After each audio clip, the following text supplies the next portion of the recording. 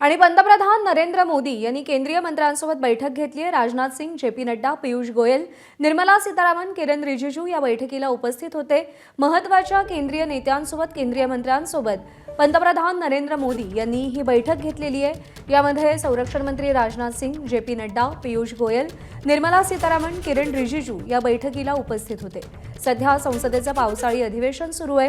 या अधिवेशनामध्ये लोकसभा असेल किंवा राज्यसभा असेल या दोन्ही ठिकाणी विरोधक प्रचंड आक्रमक होत आहेत आणि त्या पार्श्वभूमीवर या बैठकीमध्ये नेमकी काय चर्चा झाली हे पाहणं महत्त्वाचं आहे।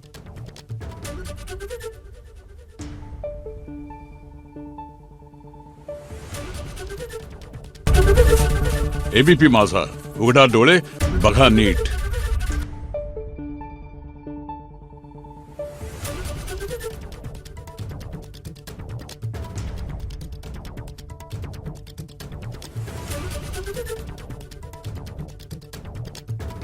Thank you.